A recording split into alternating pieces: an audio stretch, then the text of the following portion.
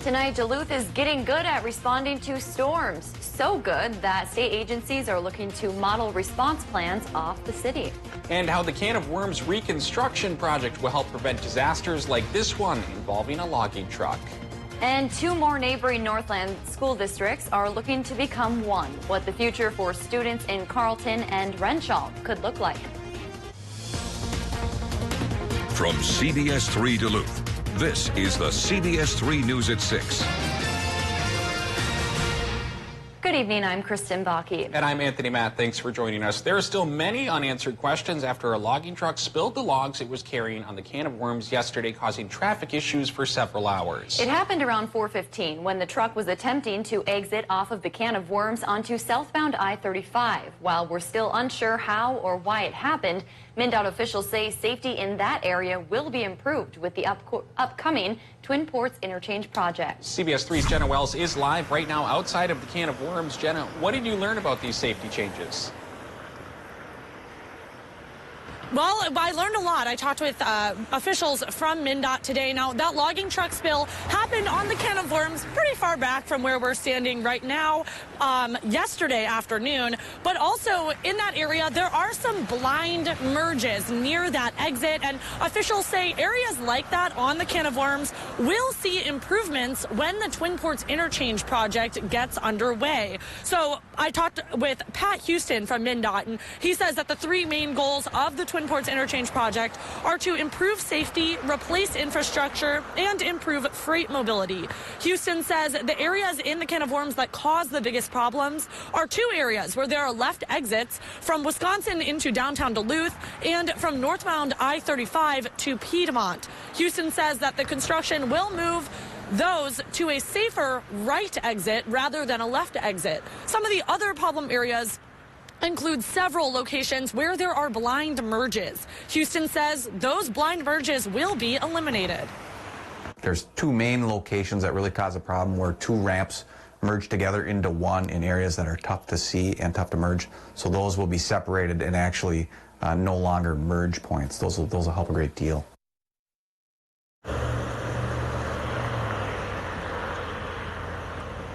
Houston says the engineering plan for the two-part major construction project is finished and submitted. He says construction is expected to begin around mid-May, which would leave I-35 down to one lane in each direction, separated by a concrete barrier. And again, Houston did tell me that he doesn't know exactly what caused that logging truck to spill yesterday involving anything with that incident, but he did tell me that these major changes that will be coming to the Can of Worms will definitely improve safety in this area. So we'll hear more from Houston about the Twin Ports Interchange project and where they're at with that coming up tonight at 10. Yeah, definitely a lot of problems there that I think a lot of people want solved. Jenna Wells live for us tonight. Thanks, Jenna. Some residents in rural Ontario were evacuated last night after a train carrying crude oil derailed. The train derailed around 9 in Emo Township, about 20 miles from International Falls. Around 15 cars derailed, spilling oil, but officials say there is no immediate danger to the public. Despite that, a public school in Emo did cancel classes today. No word yet on what caused the train to derail.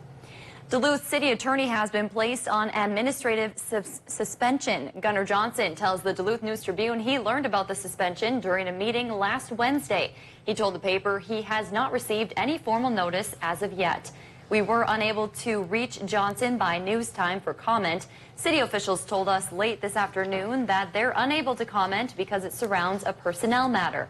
Johnson became city attorney in 2008 under then-Mayor Don Ness after working in the Minnesota Attorney General's office. A suspect has been arrested in connection to a Bemidji homicide. The Beltrami County Sheriff's Office says they found a 20-year-old's body outside a Bemidji home Monday night. The 17-year-old was also shot and taken to the hospital. No word on that person's condition.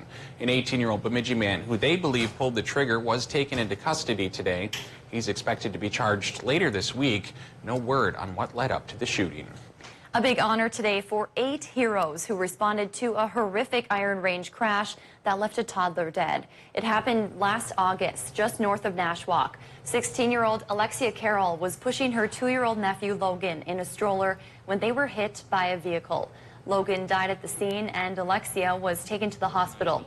The Minnesota State Patrol honored 8 people who responded to that crash during a ceremony near the Twin Cities today. Some provided first aid while others helped find the suspect.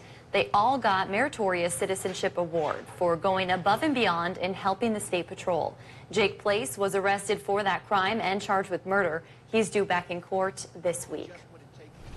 All right, Dave joins us for a quick look at the weather. Dave, a sub-zero start for most of us today, huh? Yeah, that cold air conquered the entire region and will do so again tonight. Flex its muscles and assert its reign at least for one more night and part of the next day. Let's take a look at the situation around the upper Midwest. And Arctic high pressure charging through the region. At least it's starting as Arctic high pressure. Its usual flow, first pushing in the cold air into our area, and that will spell another morning tomorrow with temperatures going towards 10, even 25 below, 10 below by the lake, 25 below inland. The high pressure portion of this cell, of course, makes it mostly sunny all day long, but look, we're going to top out back towards 16 above by tomorrow afternoon. That's still almost 10 degrees cooler than normal, but it's a sign that the high is diving so far to the south that its reverse flow, its backside, will start to pump a southerly wind into the region, which will start that warm spell we're talking about by Friday through the weekend. We'll be well into the 30s. For how long? I'll let you know in a few more minutes. Thanks, Dave. Duluth is getting a lot of practice responding to storms. Yeah, so much practice that a state agency wants to mirror their efforts, especially when it comes to how the city responded to wind and rainstorms this past October. CBS 3's Alex Libby spoke with the Duluth Fire Chief, who shares where he saw successes. Alex. Kristen, Tony, officials with the Minnesota Department of Homeland Security's and Emergency Management met with Chief Sean Creuset to learn how they can replicate what is being done here in Duluth. In the most recent October storm, Duluth was impacted by damaging winds that blew more than 60 miles per hour and more than an inch of rain that flooded basements and roads. Creuset says the reason the response to this storm was so successful is the volunteer outreach and coordination. He says when people have a tree down or their basement is flooded, there's nothing the city can do on the residents' property.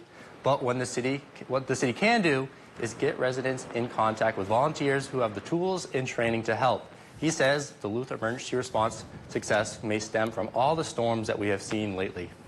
We've had quite a few disaster declarations and non-declaration disasters. So I hate to say practice makes perfect, but we certainly learn every time. We try to improve every time, and we try to really look back at what the community needs. He says he is honored that the state is modeling their response after Duluth, and there are many more involved that have led to their success. And coming up at 10 o'clock, we hear from a Duluth volunteer coordinator who has been honored by the state for her work responding to these October storms. Thanks, Alex. The Mission Creek Cemetery project is another step closer to reconstruction. Tonight, the final design for the project will be unveiled at a public meeting. MnDOT hired Urban Ecosystems, a landscape architect company, after a Native American burial ground was uncovered during MnDOT's Highway 23 bridge replacement project in 2017. After that discovery, the construction project was put on hold while MnDOT and the Fond du Lac Band explored ways to preserve the burial ground. Tonight's meeting will be held at Black Bear Casino's Otter Creek Event Center. The design presentation starts in just a few minutes at 6:15 with the community discussion at 7 o'clock. With Wisconsin's primaries behind us, we're hearing from the 2 candidates going head-to-head to fill the state's empty congressional seat. Last night, voters decided Democrat Tricia Zunker and Republican State Senator Tom Tiffany should advance to the 7th District special election. Zunker won 88% of the vote in her race, while Tiffany took 58% in his. The seat hasn't been filled since Sean Duffy resigned from Congress in September. With May's election looming, Tiffany plans on heading back out on the campaign trail. We'll be out covering every corner of the district, just like I've done before, and we'll be spending a lot of time in northwestern Wisconsin. Meanwhile, Zunker says she too plans to hit the campaign trail hard.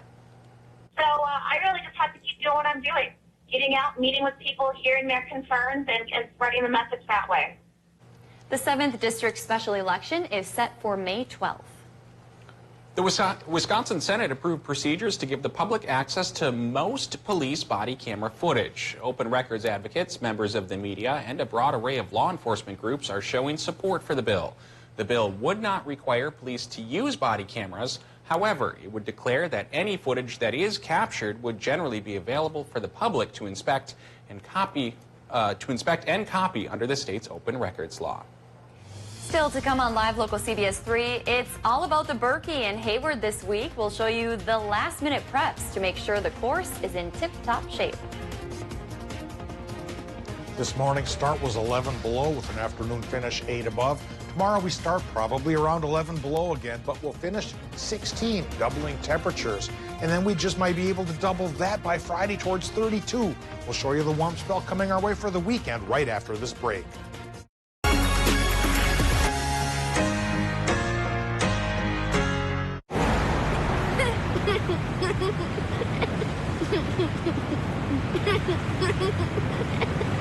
Like I said, this is a dipstick. Dipstick. Real encounters with God are life-changing. Join us Sundays at 11:30 for The Message of Good Hope and learn how you can reach your highest potential through a relationship with Christ. Only on the Duluth CW.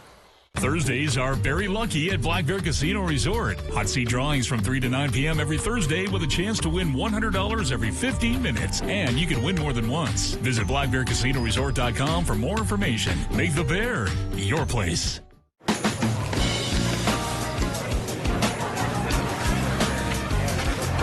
What are you thinking? Thinking about burger, fries, and some pie. You know it's 9 o'clock in the morning. Well, then bring the pie first. It's back and better than ever. Hurry in today for Perkins Burger, Fries, and Pie Combo. For a limited time, enjoy any burger, crispy fries, and a slice of our famous pie. It's dinner, dessert, and a deal. Only at Perkins. At Holden Insurance, we insure our neighbors. We have agencies in Superior, Hayward, Spooner, Ashland, and Duluth. This helps us provide the best possible service to northwestern Wisconsin and northern Minnesota with our partner, Auto Owners Insurance. Protect what means most to you with Holden Insurance. Bart picks me up when I call. It gets me to my appointments. It gets me to class. It gets me to practice. It gets me to go shopping. It gets me from school. It gave me my mobility back. And it gets me here with my friends. The bus is always warm. At Bay Area Rural Transit, we have over 82,000 reasons to ride. One for every person who lives here. My part-time service in the Army National Guard allows me to keep my community and those I care about safe from threats. Learn more about how you too can live and serve part-time close to home by visiting nationalguard.com.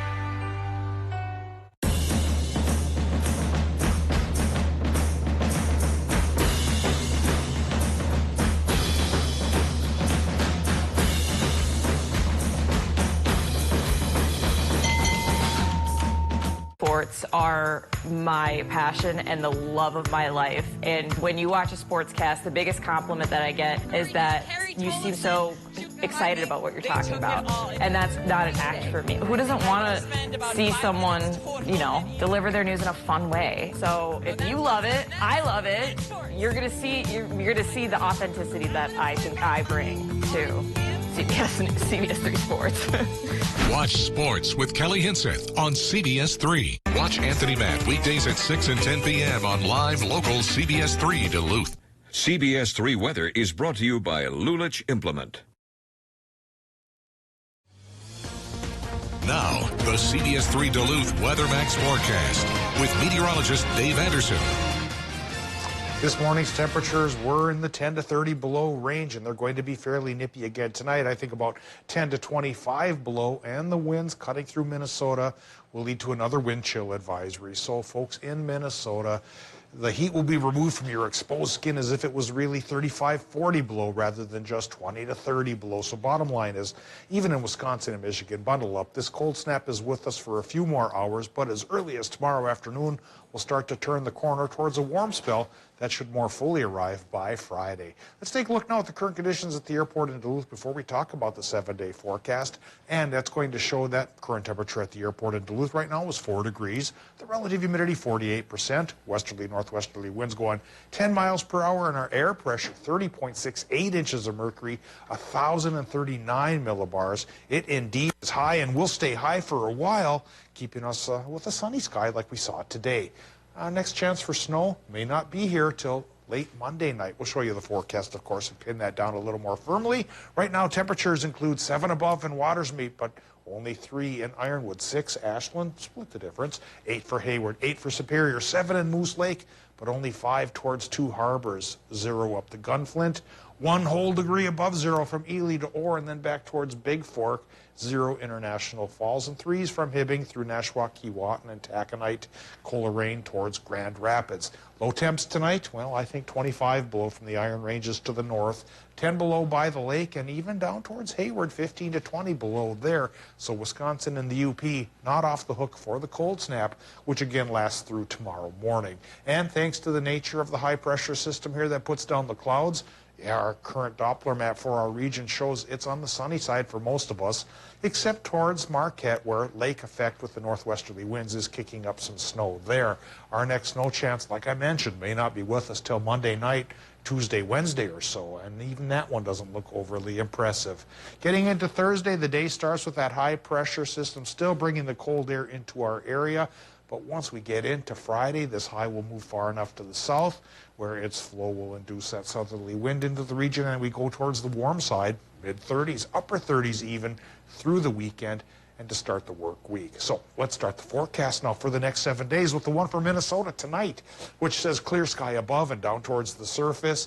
It might be as warm as 9 below right by the lake, otherwise 10 to 25 degrees below 0 for actual air temps. Wisconsin, Michigan should go about 10 to 20 degrees below 0 with that same clear sky. For tomorrow afternoon in Wisconsin and Michigan, a mostly sunny sky, but high temps going back into the upper teens. A sign of things to change. Minnesota sunshine as well, highs in the upper teens. What does that mean? Well, according to the 7-day forecast, it means the warm spell begins Friday then with 35. Weekend, sunny, upper 30s. Rain chance? No. Light snow chance? Yes. Monday night in through Tuesday and Wednesday, but right now, only 30% chances. It's going to be difficult to ski the Berkey if it stays 37, 38 there Yeah, over the and the folks in Ely this weekend have a reincarnation of the sled dog races I grew up with in that town. A lot of outdoor things going on. It may be too warm. We can just keep our fingers crossed and hope. Hopefully everything gets started early enough. Well, it's still, That's a good point in the morning, indeed. Yeah. All right. Thanks, Dave. 2 more neighboring school districts are looking to become one. Carleton and Renshaw school officials have been talking about the idea for years, but now they're taking steps to bring that idea to reality. CBS 3's Emma Quinn has more on the possible changes. The idea of consolidating Renshaw and Carleton schools has been circulating for at least 5 years. And based on a recent survey, district leaders say the community largely seems to agree with the idea. Both communities took part in a survey about the consolidation that showed 80% of respondents supported the idea. The school district would use current school buildings within the district. Elementary school students would be located in the South Terrace School, Carleton, while 6th grade to high school would be located at Renshaw's current school building, leaving the current Carleton Middle High School vacant. Both superintendents say they see the consolidation as providing more opportunities for students. It's a unique opportunity for our students to be able to be provided with greater opportunities.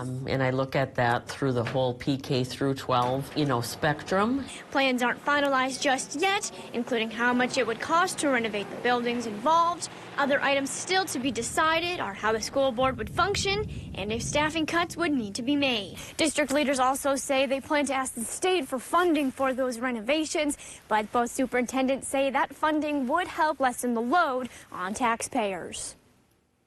Thanks, Emma. Coming up tonight at 10, we'll hear more on what the state funding could look like. A handful of American Birkebeiner events get going tomorrow, but before the athletes can make their way into downtown Hayward, there has to be snow on the streets, and a lot of it. Crews spent the day putting 82 truckloads of snow on the roads along the race routes. So they'll be all set for tomorrow's events like the Barky Berkey and the Barnaberkey. The race expo featuring dozens of vendors also opens tomorrow. All right, Neil's here to give us a quick look at the sports. What's coming up? I think there's some pretty big hockey games. There always seems to be around here. But yes, the Cloquet Esco Carleton girls hockey team continued their push for a state title of highlights from their first round matchup against Hutchinson coming up right after the break. Up to 60% off on the North Face and Columbia winter clothing.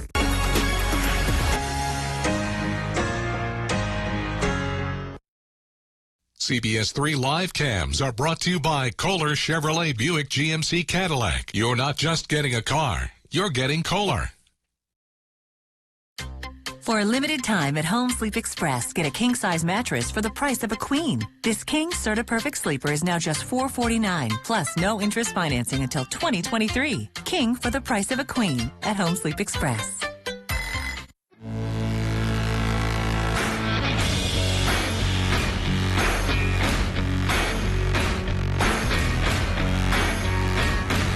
You can fake a lot of things.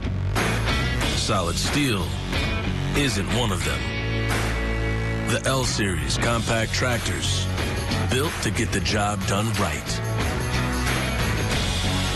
No one serves you better than Lulich Implement. Here's the scary truth. It's easy to say beat Trump. It's going to be harder to do. We need someone who has the clout, toughness, and record of getting things done. Mike Bloomberg, who brought a city back after 9/11 and has taken on bully after bully to do what's right. Because the first thing that needs to get done is winning, and that means beating the biggest bully of all. The gloves are off, but the fight is on.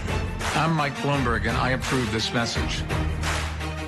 Their price, $30,000. Your price, $20. Can you tell the difference? Even expert jewelers have a difficult time distinguishing the Diamond Z4 CZ from mined diamonds because of their similarity. This exquisite ring features a flawless simulated diamond center stone of 2 3/4 carats surrounded by over 1 1/4 carats of round and tapered flawless baguettes. One jewelry industry professional marveled at their beauty and brilliance. It's exceedingly rare to see such flawless stones. He's right. Comparable solitaires made of diamonds can cost up to $30,000. Your price through this special invitation will be only $20. And for a limited time, you can also receive this beautiful band with 1.92 carats of diamond Z4s. Get both CZ rings totaling over an astounding 6 carats for $20. So call or click now. Call 1-800-577-5801 to get your Diamond Z4. Call now or go to diamondz4.com. So call 1-800-577-5801. Call now. You gotta feel it to believe it. Get Extreme Internet starting at $19.99 a month for 1 year. With fantastic speeds from 60 meg up to 1 gig. Dynamic streaming video. So real you can feel it. Amplified in-home Wi-Fi and all the power you need to power it all. Get Extreme Internet starting at $19.99 a month for 1 year. Call 844-EXTREME2. Now, for a limited time at Home Furniture, you can get a king-size bedroom suite for the price of a queen. Like this king bedroom suite, now just $11.99. Plus, no interest financing until 2023 and free shipping. King for the price of a queen at Home Furniture.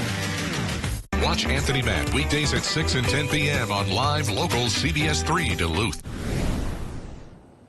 For the 6th time in school history and first since 2009, the Cloquet Esco Carleton girls hockey team is back in the state tournament. The Lumberjack champions of Section 7A met up with the champions of Section 2A, the Hutchinson Tigers, in round 1. The Lumberjacks were ready in this one because just a minute and 30 seconds in, Jenna Zadebski with a shot from near the blue line, and she scores. CEC with the early 1-0 lead. Same period, the Jacks would keep on applying pressure. Jaxie Polgorock puts one on net.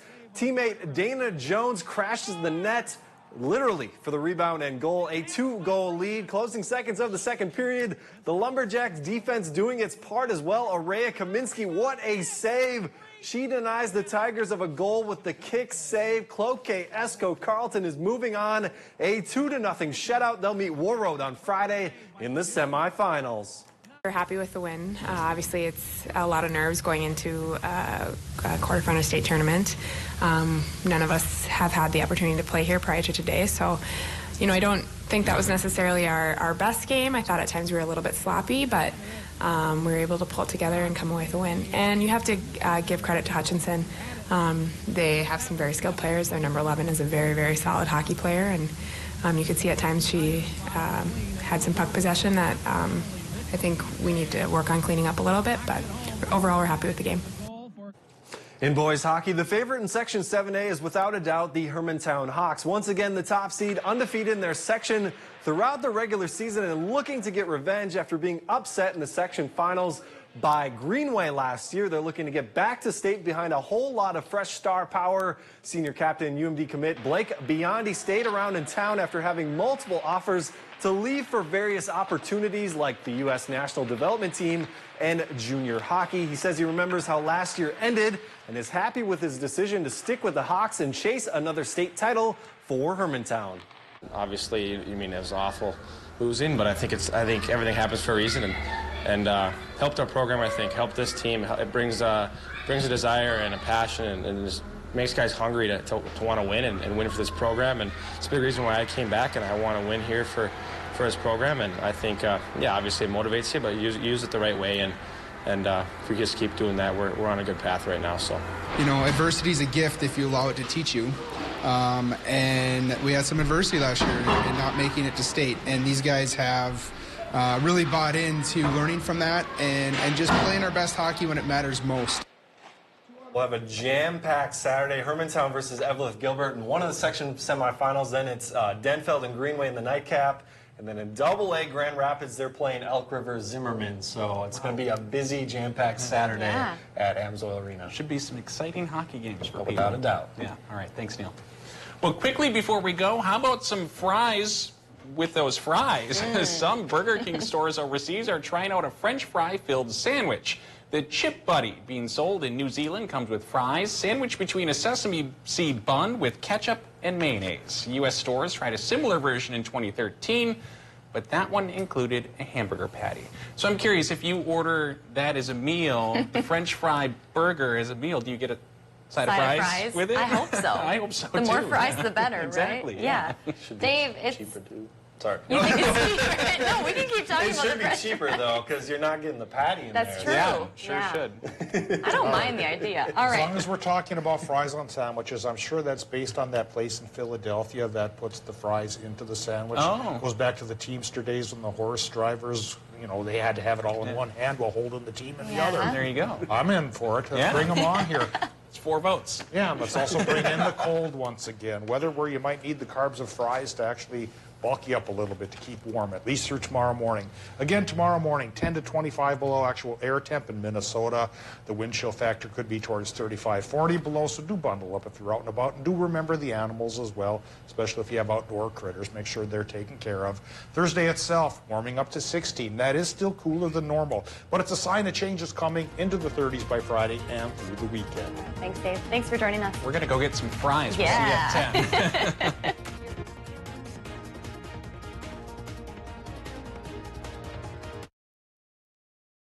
CBS